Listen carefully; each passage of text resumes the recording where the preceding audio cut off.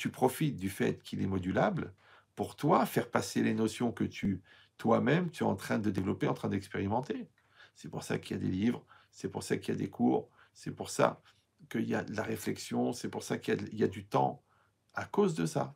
Parce qu'en fait, la logique, c'est que les incompétences des parents peuvent être complétées par les attentes et par le temps qui est octroyé par les enfants. C'est-à-dire que l'enfant, il va te donner 10 ans, 15 ans, 20 ans où il a confiance en toi. Alors donne-lui le meilleur. Si tu dis, bah justement, je vais profiter qu'il a confiance en moi pour me foutre de lui. Mais maman, mais tu sais très bien que le retour de manivelle, il va être effroyable. Ouais, parce que quand tu as 20 ans et que tu l'envoies paître, quand tu as 40 ans et que tu l'envoies rigoler, mais quand à 60 ans, il va dire papa, t'as jamais été toi-même, tu m'as rien donné de vrai, tu étais un escroc de la vie, comment tu vas le vivre? Donc, pour éviter ce genre de désagrément, il faut que tu lui donnes les armes dont il a besoin, il faut que tu lui donnes les forces dont il a besoin. Ce qu'on disait, c'est que, une fois, il y a un grand rave, il avait dit est-ce que tu aimes assez tes enfants pour prendre le risque de ne pas être aimé d'eux à condition qu'ils sortent bien. Vous me suivez ou non? C'est-à-dire, est-ce que toi, tu aimes tellement tes enfants que si tu leur fais passer des messages et tu leur un comportement, mais qui va les former, qui va les construire, qui va les rendre forts, mais qui peuvent prendre le risque qu'à cause de ça, ils vont pas t'aimer. Ouais, parce que s'ils saisissent pas l'amour qu'il y a derrière la discipline, ils peuvent croire que tu es un tortionnaire, que tu es un dictateur, que tu veux les fracasser, que tu veux les concasser. Pour peu qu'ils soient fragiles ou qu'ils n'aient pas confiance en eux ou qu'ils soient mal dans leur peau, ils peuvent très mal le prendre. Et donc à ce moment-là, ils vont avoir la haine. Combien on voit d'enfants? Ouais, mon père, de toute façon, il m'a jamais aimé, mes parents, ils ne me laissent pas vivre, ils m'étouffent. En vérité, tes parents, ils te laissent pas écouter ton etc. Et toi, tu crois que ça veut dire qu'ils te laissent pas vivre.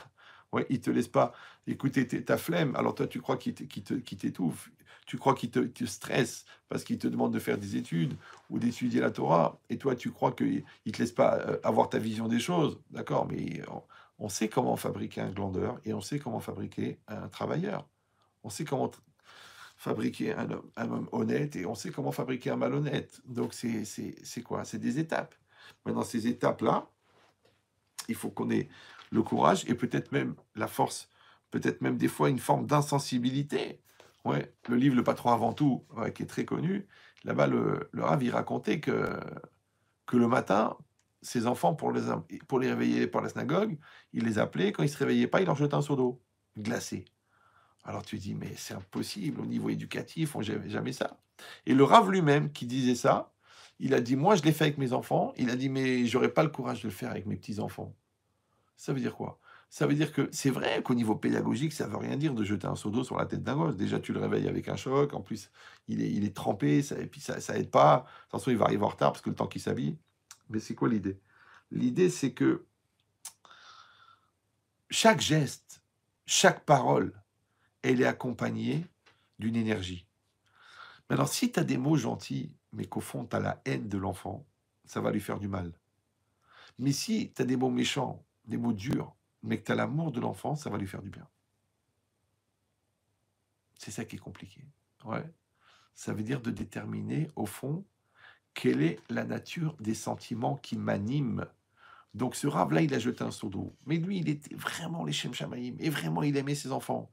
Et ses enfants, ils ont attrapé ça. Ils ont dit, allez, on a compris. Toute leur vie, ils ont été à la prière sans faire aucun effort. Et jamais ils ont dit, notre père, il était méchant ou fou de nous jeter un seau d'eau. Pourquoi? Parce que c'était un geste d'amour.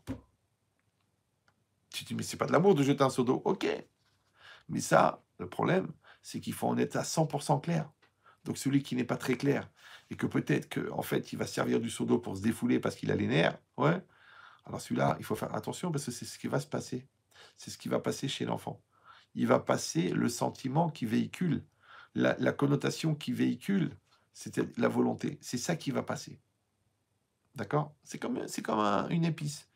Eh ben, vous mettez du, je sais pas moi, je sais pas, du poivron rouge, du piquant, du cumin, et puis vous rajoutez du clou de girofle. Et ben, le mec qui aime pas le clou de girofle, il va le sentir, hein. Il va dire, oh là là, il y a du... Ah non, pas du tout. Si, si. Oh non, non, non. Mais si en plus tu as la main lourde, d'accord? Mais quand c'est le manger de ta mère, ouais, même si ta mère ne sait pas cuisiner, et Dieu sait s'il y a des mamans qui sont vraiment proches de l'homicide volontaire, d'accord? Il y a des gens qui ne savent pas cuisiner, d'accord? Bon, c'est comme une fois j'étais chez quelqu'un, euh, C'était un plat d'origine polonaise. Et j'écoutais, j'ai trouvé ça bizarre. Je dis, mais qu'est-ce que c'est? Il m'a dit, c'est des goulash. Ah, c'est du goulash? Non, il m'a dit, c'est du goulash. Ah, d'accord? Donc, c'est quoi l'idée? C'est que, en vérité, l'épice que tu mets à l'intérieur, la connotation que tu mets à l'intérieur, la volonté que tu mets à l'intérieur, l'intention que tu mets à l'intérieur, c'est ça qui va passer chez l'enfant. Ouais. Quand je fais le cours sur la réprimande, ouais, toujours je raconte que Rav Frankin, le Rav d'Aix-les-Bains, le fondateur de la Yeshiva d'Aix-les-Bains, lui était très, très tzaddik, très, très, très fort, très pur. Et un jour, il était comme ça dans un hôtel à la montagne, et puis il était parti pour se reposer, et puis il voit un copain à moi, qui est très religieux et tout, bon. Et le frère du copain, et lui, il n'est pas religieux. Il était marié, mais il faisait ni Shabbat, ni Nida, ni rien.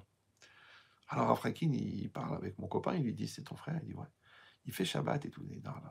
Nida, non, non, non. Ah bon. Pas les lois de pureté familiale. Non. Ah bon. Rav Frankin, il s'approche du gars. Alors le gars, il ne connaît pas les religieux, il ne connaît pas les rabbins, il est venu à la montagne. Bon. Et le rabbin lui demande, il lui dit, dis-moi, vous êtes content? Vous êtes content de la station? Vous êtes content de l'hôtel? Le traiteur, c'est bon et tout. Ah oui, l'autre, il dit, ouais, c'est bien, c'est bien. On s'étend, il fait beau, on est content et tout. Ah. Il dit, la religion et tout? Ah, il dit, non, pas du tout, on n'est pas religieux. Excusez-moi, monsieur le rabbin, mais on n'est pas... Ah.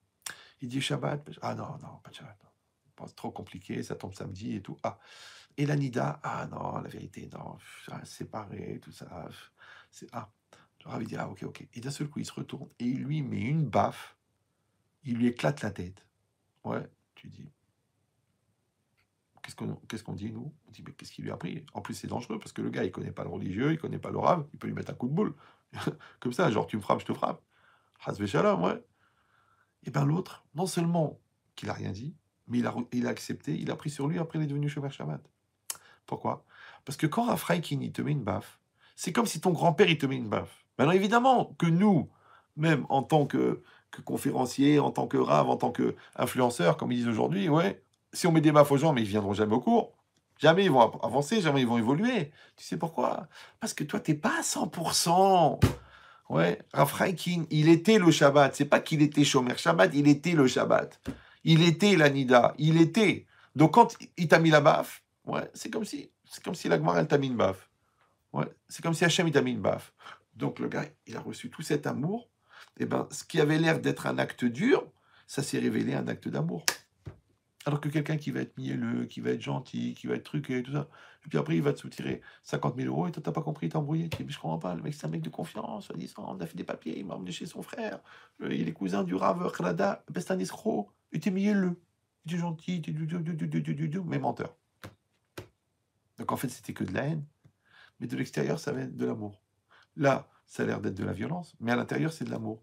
Donc c'est exactement pareil. Quand toi, tu vas faire passer le message très difficile, d'accord, de la discipline, de la limite, que ça soit, allez, à cette heure, c'est l'heure d'aller au lit, d'accord? Si tu as fait une bêtise, eh ben tant pis pour toi, tu dois aller la réparer. Et si tu as cassé la vitre, eh ben c'est pas grave, tu vas travailler 4 dimanches de suite pour pouvoir rembourser, d'accord? Eh ben en fait, qu'est-ce qui va... Quand tu dis, ouais, mais alors quoi? Comme l'enfant, il a rien foutu pendant toute l'année, on arrive à la fin de l'année, redoublement. Toi, tu vas te battre avec le directeur, avec la directrice et tout ça. Faut dire, redonner-lui la chance, il va travailler pendant les vacances, ok. Donc, ça veut dire que l'enfant, il va avoir l'accaparat. Ben oui, parce que toute la famille va partir à Natania et lui, il va partir à Academia. Je ne sais pas si vous connaissez Academia. C'est un institut pour faire travailler les enfants pendant les vacances. C'est en fait le Guéhinam, l'enfer. Mais pourquoi? Alors lui, il est en plein été, il fait chaud à Paris, d'accord? Il est là sur ses cahiers, sur ses maths, mais en vérité, il est en train de faire l'accaparat de ce qu'il n'a pas foutu pendant toute l'année. Si vous allez dire, ouais, mais c'est quand même dur, c'est pas grave, eh ben, il vient en vacances avec nous, et puis l'année prochaine, si Dieu veut. Non, non, non, non, non, non. Toi, tu regardes pas maintenant la sueur, la chaleur, que toi tu pars et lui il reste. Non, toi tu regardes son avenir. Que son avenir, il a besoin de ses maths, il a besoin de cette physique, il a besoin de cette Torah, il a besoin de cette Hirat Shamaim. Il en a besoin. Donc, il faut que tu installes le logiciel. Tu dis, mais c'est dur quand même, c'est une façon de penser qui est dure. Donc ça veut dire que si tu penses que c'est dur, c'est que toi-même, tu n'es pas convaincu du bien fondé. Bah, si tu n'es pas convaincu du bien fondé, ça ne marchera pas. Bah oui, parce que la logique, c'est quoi? Un peu, c'est une logique de marketing. Ouais, c'est que convaincu, convaincant. Pas convaincu, pas convaincant. Donc comment tu peux convaincre l'enfant d'une chose dont toi-même tu n'es pas convaincu? C'est pour ça que c'est très très compliqué de faire passer les messages. Parce que les messages, ce sont seulement des messages sur des choses qui sont déjà acquises chez toi. Mais si tu fais un copier-coller entre le livre, ta bouche et son oreille, ça passe pas. De la même manière que toi, tu l'as oublié un quart d'heure après, lui, il l'a oublié aussi un quart d'heure après. Après, tu te dis, alors, comment ça se fait qu'il n'est pas marqué? Comment ça se fait qu'il n'a pas retenu? Comment ça se fait? Quand tu veux savoir jusqu'où ça peut aller dans son cœur, d'abord, tu te demandes d'où est-ce que ça vient dans ton cœur à toi, d'où ça vient chez toi. Encore une fois, si c'est juste de la culture, pour lui, ça va être de la culture. Si chez toi, c'est du vécu, chez lui, ça peut devenir du vécu. Si c'est imprégné de Hirat Shamaïm, de crainte du ciel, ça va être imprégné.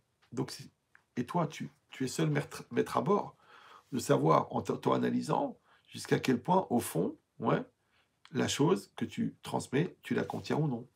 Donc c'est pareil. Si tu as bien compris le bien fondé de la discipline, si tu connais le côté structurant de la discipline, si tu connais le côté éducatif de la discipline, si tu comprends l'importance de la limite, alors tu pourras faire passer à l'enfant.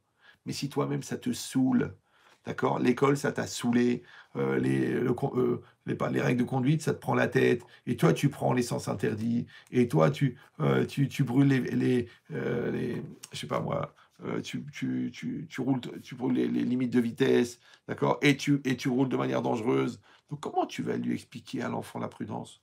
Comment tu vas expliquer l'autorité? Comment tu vas lui expliquer d'accepter la hiérarchie, puisqu'au fond, toi-même, tu ne la tiens pas? Donc, ça veut dire qu'il y a une espèce d'effet miroir entre toutes les choses que toi, tu acquiers, que tu as acquis et que tu transmets. C'est pour ça que c'est obligé, obligé, obligé de contrôler ses émotions. Parce que si tu es dans la colère, si c'est dans la déception, si tu es dans l'impatience, si tu es dans la confusion, eh ben c'est tout ça. C'est les épices que tu vas mettre à l'intérieur de ce qu'il va manger. Donc tu lui donnes à manger de la confusion, tu lui donnes à manger de la panique, tu lui donnes à manger du stress. L'enfant, il est stressé. Souvent, vous verrez que les enfants stressés, c'est des enfants de parents stressés ou de parents qui stressent. D'accord? Ah, tu dis, mais comment je peux faire? Ben, c'est ma nature. Je suis stressé, je suis stressé, je suis stressé. Mais tu sais ce que c'est le stress? Est-ce que vous voulez la définition Benchetrita du stress? Vous la connaissez ou non? Non, oui, non? Ah, c'est très simple. Moi, j'ai eu la chance de ne pas faire d'études, d'accord? Donc, je vais vous la dire en facile, en une phrase. Le stress, c'est le malaise développé par la différence entre la personne que tu es censé être et la personne que tu es.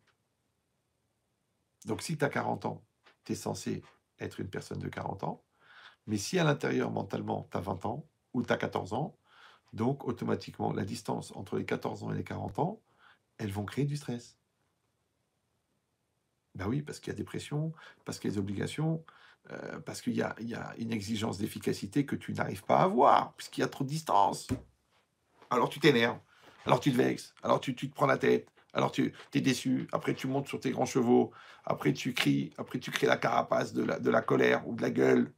Mais pourquoi, bah, tu défends qui, tu protèges qui? C'est ton fils, c'est pas quelqu'un qui veut te tuer, c'est ta fille. D'accord? Donc tu te protèges de qui? Tu te protèges de quoi? En fait, tu te protèges de toi. Donc ça veut dire que tu préfères écouter ton Yetzirara que d'écouter la bonne personne qui est en toi, l'adulte qui est en toi. Donc tu fais l'enfant. D'ailleurs, on te le dit, même tes enfants, ils disent, ah papa, vraiment, tu te conduis comme un gamin. Ouais. Ou ta fille, ou ta femme, elle te le dit. Ou toi-même, tu dis à ta femme, mais chérie, mais tu te prends la tête avec une gamine de 14 ans. Ouais, mais tu sais comment elle me parle, c'est comment elle me regarde, c'est comment elle me manque de respect. Là aussi, vous savez ce qu'il dit, Metchetrit? Vous savez ce qu'il dit? Il dit, mais si tu veux être respecté, il faut être respectable. Donc au lieu d'exiger le respect, tu n'as pas besoin d'exiger parce que tu es respectable. Quand tu es respectable, les gens ils te respectent. Vous suivez ou non? Maintenant, les gens qui sont respectables, tu remarqueras souvent statistiquement que c'est des gens qui respectent les autres. Oui. Et que les gens qui respectent les autres, c'est souvent des gens qui se respectent.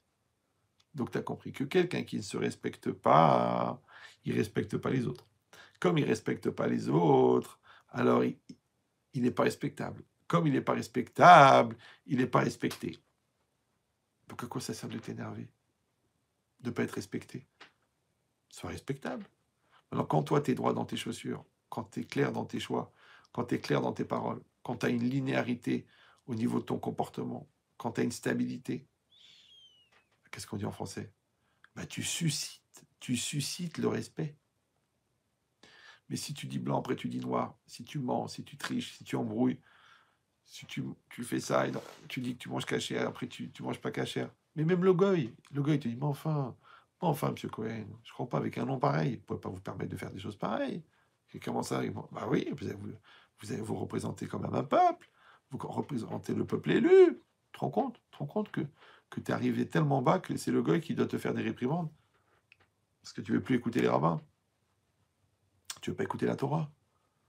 Donc ici, c'est pareil. À chaque fois que tu veux faire passer quelque chose à l'enfant, tu réfléchis, est-ce que c'est acquis chez toi ou non? Et si c'est pas acquis, eh ben, tu fais une formation en MP34, en rapidité concentrée, pour pouvoir vite être l'homme de la situation et transmettre le message. Mais pour ça, encore une fois, tu dois maîtriser, ouais, tu dois maîtriser tes émotions.